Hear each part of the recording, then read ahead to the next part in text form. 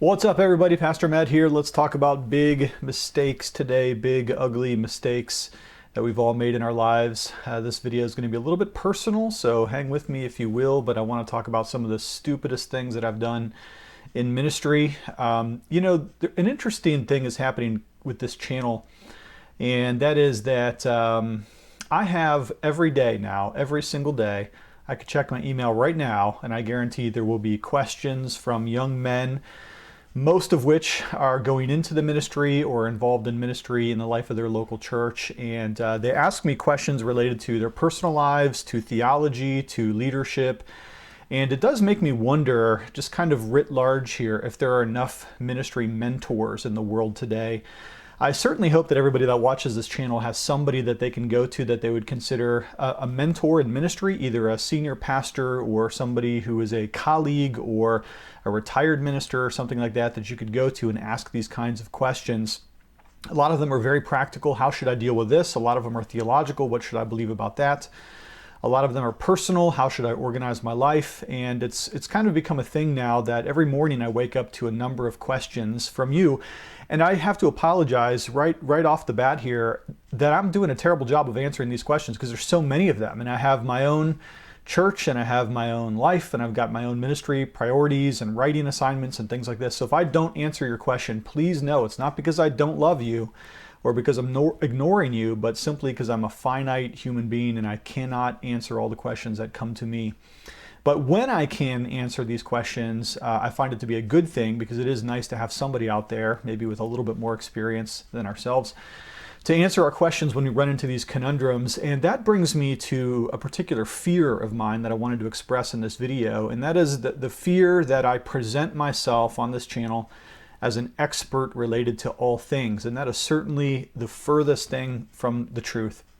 I am not an expert in all fields. There are a few fields that I have some knowledge and 20-some years of ministry experience, but man, I've made so many mistakes along the way, and so I thought, what better thing for me to do than to devote a 15, 20-minute video or so to talking about some of the mistakes that I've made in my life so that maybe you could head them off at the pass and avoid some of the things that I've done that are really, really dumb. Now, I do want to say this too. I have a pretty boring testimony. So this is not a video in which I talk about having spent a year in prison or convicted of some felonies or anything like that, because as far as my record goes, I'm kind of a Boy Scout.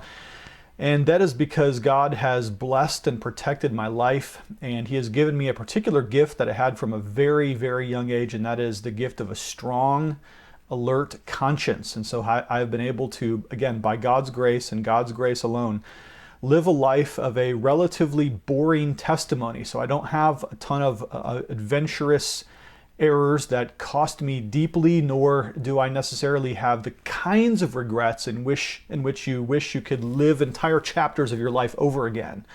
That's not the kinds of mistakes and regrets that I'm going to talk about in this video. God has largely preserved me from the kinds of shipwrecking errors that can cost a person their marriage or their family or their church leadership responsibility. And so I give all praise to God that when it comes to regrets, again, it's not necessarily that I wish I could live entire chapters of my life over again, but a lot of these things that I'm going to mention here are the kinds of regrets that come just by way of immaturity in the faith. And so I think then that this video will be somewhat helpful to a lot of us, no matter what your testimony or your background is. I think there's going to be a couple things that you might be able to relate to. So again, I have, by God's grace, been a one-woman man my entire life. I have only my wife, Kelly, in my life, and for that, absolutely no regrets. God has preserved me from the kinds of addictions and errors that often cause people to run their whole life into a wall. Though I certainly know what pornography is, God has spared me from pornography addiction, so that's not a particular area of struggle that I relate deeply to, nor have I dealt with issues related to alcohol or drugs or other kinds of things, addiction issues that would cause me to run off the rails in terms of my personal life or my family or my church. So praise be to God for that. So it's not those kinds of things that I'm going to be talking about today as much as the kinds of learning lessons that I've accumulated along the way, that had I been able to do these things better earlier, it would have spared me and others from pain. So again, with the risk of giving a video that's a little bit too personal today, I do want to welcome you to my channel. My name is Matthew Everhard. I'm the pastor here at Gospel Fellowship PCA. We are a Reformed Bible-believing church in Western Pennsylvania, just north of Pittsburgh. So if you're looking for a church like that, please come visit us. We'd love to have you come join us in real life at some point. Since we are talking mostly about ministry, although some of the things I'm going to say have broader application, I did want to simply mention a good book. This is Charles Spurgeon's All Around Ministry, subtitled Addresses to Ministers and to Students. So you may find this very, very helpful. This is published by our good friends at ICTHUS Publications. Adam Merle, who is the chief officer over there at ICTHUS and Areopagus Press, doing a lot of great things with reprints. This is one of them. You can get this either on ICTHUS Publications' website or on Amazon, and I'll put a link in the video description of this particular video today. So now the kind of mistakes that I want to talk about today are not necessarily what I would think of as the I wish I'd done it sooner mistakes, because those are so numerous that it'd be hard to even begin to describe them. There are so many things that I wish I had done sooner. For instance, my system of note-taking or things like that. The way that I do Bible note-taking, or the beginning of my various notebooks on theology and philosophy. Obviously, I wish I had done those things 15 years earlier than I began them. But those aren't the kinds of regrets that I want to talk about, because those are the things that are developed by way of maturity. So having said all that by way of preface, let me give you 5 or 6 things that I deeply regret and wish I could do over in my ministry. The first one, let's call emotional constancy or emotional maturity. Now, again, in some sense, we develop emotional maturity over time as we go through difficult circumstances, different trials in ministry and things like this. But there are at least 2 incidences in my earlier ministry, not here at Gospel Fellowship, PCA, but in prior congregations, in which I have allowed my emotions to dominate me to a perilous degree. I think of 2 occasions. The first had to do with arguing with people that are, well, I don't want to diagnose them, but very difficult people. And it is pride that causes us to sometimes engage in these kinds of controversies with people that we probably know we shouldn't engage in argumentation with. At least one occasion I had to physically call the police or threaten to call the police. I think I actually called the police to have a person removed from the church campus, because in my pride I was willing to engage this person in nonsensical, rational, verbal combat, and that never goes well. Another occasion that I remember very, very sharply was an elders meeting in which I was challenged by one of the elders related to our attendance at that time, and I felt myself losing control of my emotions. True story. I'm literally in my mind telling myself, don't do this, and yet I stood up out of my chair. It's the only time I've ever walked out of an elders meeting, and I slammed the door on the way out so hard that the walls of the church just shook for 20 seconds, 30 seconds. It was deeply embarrassing, and I left the meeting. And thankfully, I had at least 2 elders that followed me home, met me on my front porch, and talked to me down from the ledge, so to speak. I was so frustrated at that particular moment, and I let my emotions get the best of me. If I was able to better control my emotions in those moments, 2 of those moments, I would have been able to better serve the peace, the unity, and the purity of the church. And both of those instances cost me in terms of relationships. At least in the first incident, we lost members of the church because of my willingness to engage in nonsensical verbal argumentation.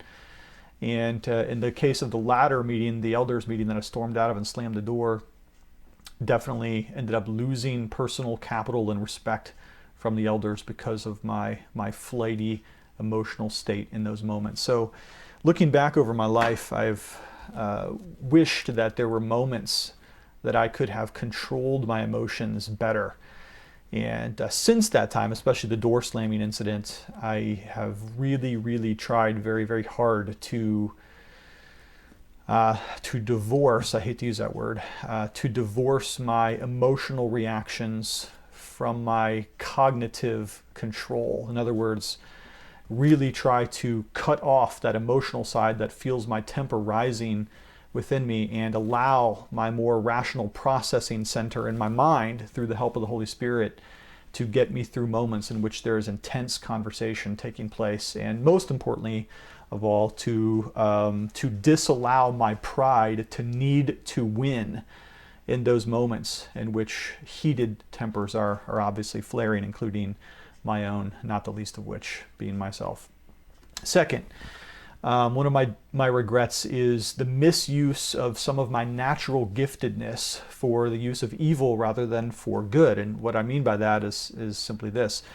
You know, I'm a person that is very, very average in most of the things I do. I have an average intellect. I have an average speaking ability. I have an average skill set when it comes to things athletic or whatever else. I'm fairly average in most things I do. I do have a giftedness in reading and in writing. I always have. Writing is a thing that comes easy to me and comes well. I tend to be a fairly good communicator in terms of my ability to articulate myself verbally, especially in the slow process of writing. I'm a better writer than I am an extemporaneous speaker. But there have been a couple times where I've used my ability to write for evil rather than for good, and most of that came earlier or midway in my ministry, when I used a lot of emails as a way of attacking people in a passive-aggressive manner.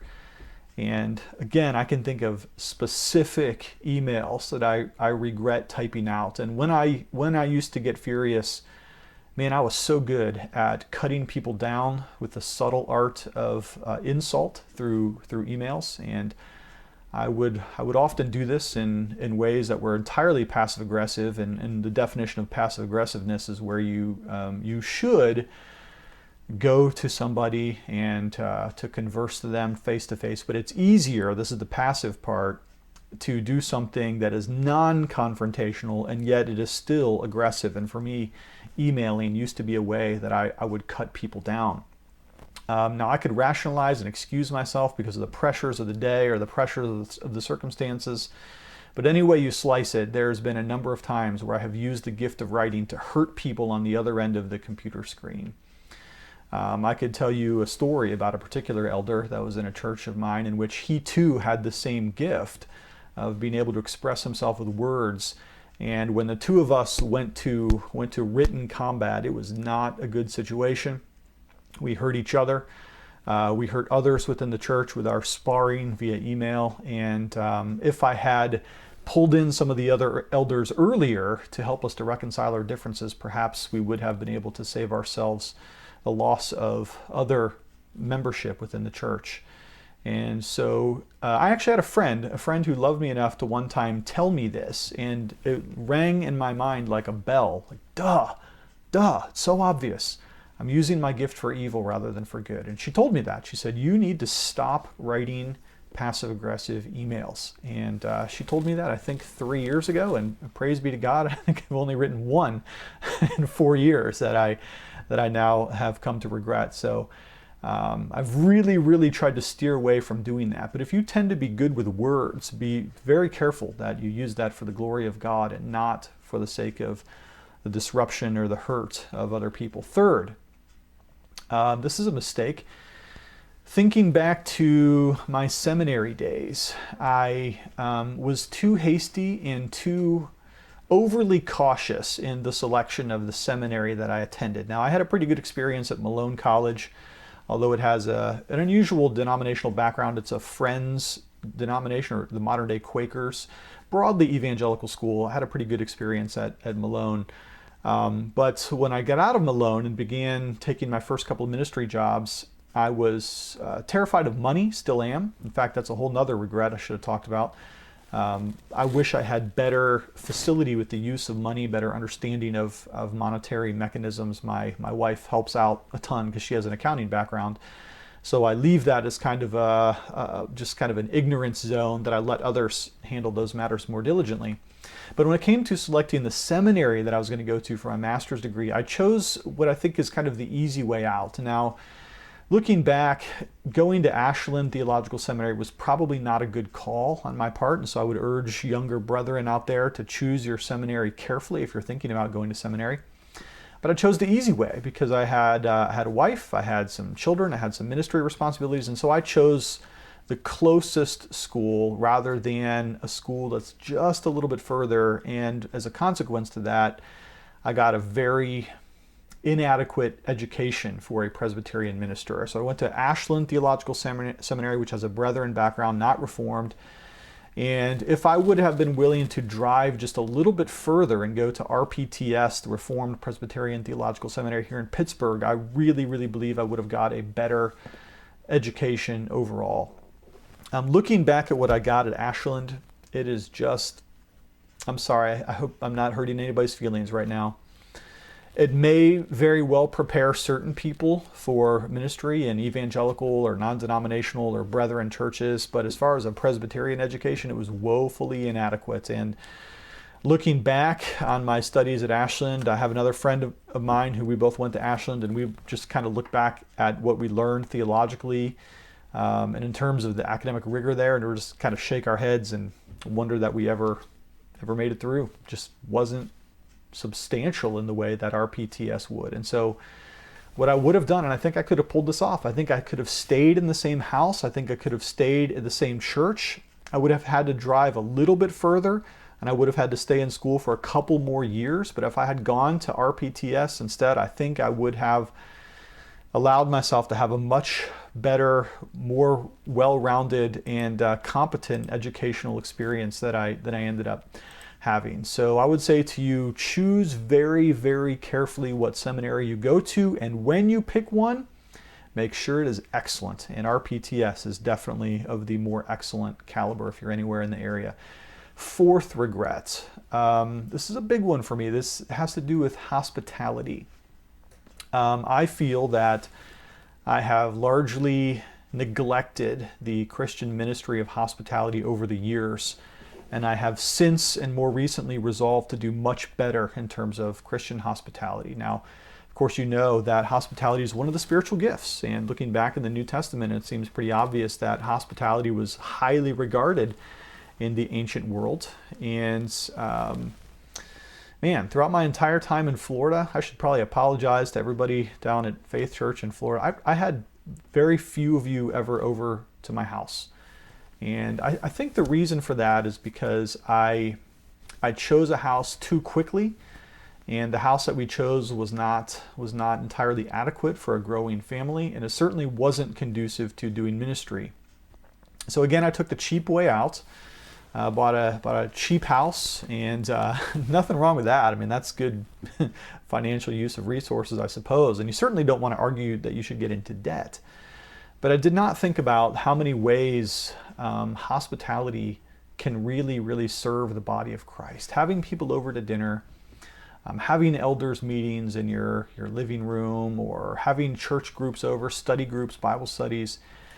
I just totally neglected that for about 12 years of my life. And when we moved here to Western Pennsylvania, my wife and I just kind of agreed, like, man, this is an area that we need to do better in. God has now given us an incredible home for which I'm very, very thankful. Beautiful yard, beautiful backyard. We have everything that we could possibly need to do a better job of hosting people. My wife is fantastic at preparing meals and cooking things and just getting the house ready to be warm and charming. And as far as the use of my home and my car and other financial resources, it's just an area that the Lord has really corrected me in. And I would say to you, it is a fantastic way to care for people in very tangible, real sense, to have them over to your house and do better at hospitality. So that's been an area that I've wanted to improve.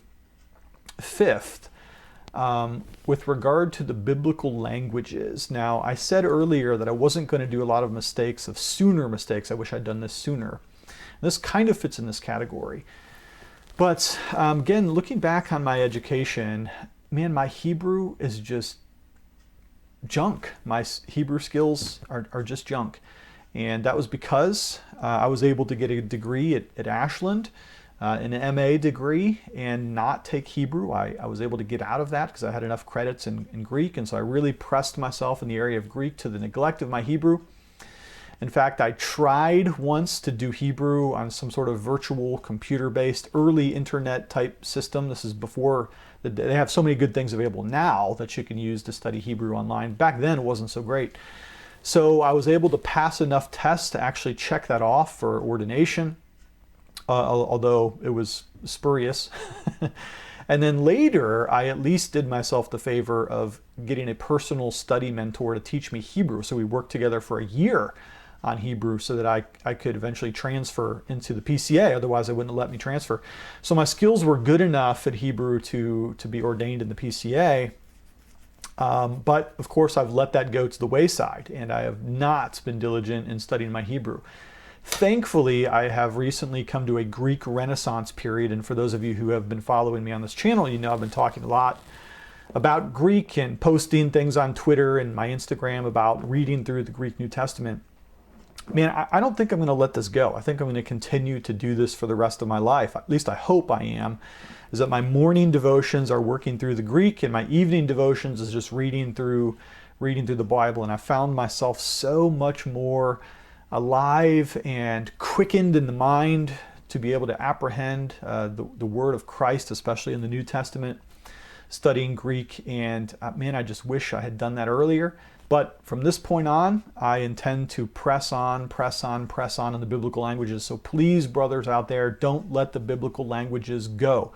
Very important that you do that. And then finally, I want to mention this. Now, this is probably the most personal one that I'm going to talk about here. Man, I really wish I had had more children. Now, I know that conception is of the Lord, fertility is of the Lord, childbearing, child rearing, all these things are of the sovereign hand of God. And yet, I think we can all recognize too that there are personal choices that we might make that can foster one's ability to have children. And I got some really bad advice early on in the ministry. Really bad advice. In one of my earlier ministry jobs, I had a pastor who was my mentor, who was a very forceful personality, just a great command of the room, a kind of a dominating, not domineering, but a dominating personality. And he had 2 children, and as we were talking about child rearing one day, he told me this advice. He said, Matt, as a pastor, make sure to have a small family, because you may be at various churches that are not able to adequately support your family, and you don't want to bring your family into poverty. You want to be able to support your children through school or university. You want to be able to save up for your children, provide good weddings for them, all that kind of thing. And I just think that was some really bad advice, because the advice kind of played into my financial fears and inadequacies. And as a result of that advice, my wife and I, we made some decisions about childbearing that ended up leading us in the direction of just having 2 natural children. Now, if you know part of our story, of course, we have a 3rd child that we adopted, and some other family complexities that make our family very interesting and kind of unusual. But, sometimes I look at other families where there's 5 or 6 or 7 kids, and I am so jealous with a godly jealousy that we didn't head that direction. Because honestly, though I have many, many mistakes and weaknesses in my life and in my character and in my temper, I do feel that the Lord has given me some kind of giftedness and proclivities in the area of parenting, especially fatherhood. And it is only so sad that we took that advice given to us so young, that pastors should have small families. I really, really kind of regret that looking back. Of course, life is a series of mistakes, and it's a series of learning through the trials and the tribulations. I do praise God for thus far sparing me from shipwrecking my life and from destroying my marriage or my family or my church. And I certainly know that all these things are possible. The sinful nature runs very, very deep in all of us. And to be completely honest, any one of us watching this video, we might be just one terrible decision away from ruining our own life or the lives of other people. So we depend heavily and moment by moment on God's good and wonderful grace. Would you be so honest as to share one of your mistakes in the comments below? I'd love to hear how some of you guys have learned from your own character woes and disappointments and mistakes in life. We're all in the process of being sanctified by God's good grace. And so if you'd like to share, I'd love to hear from you too. That's all I have for you today. Thank you so much for watching this video. Don't forget, you can get Spurgeon's All Around Ministry. I'll leave a link to ICTHUS publications and to Amazon if you want to buy it online right there. Okay, thanks for checking in. Do love you lots, and we'll talk to you later.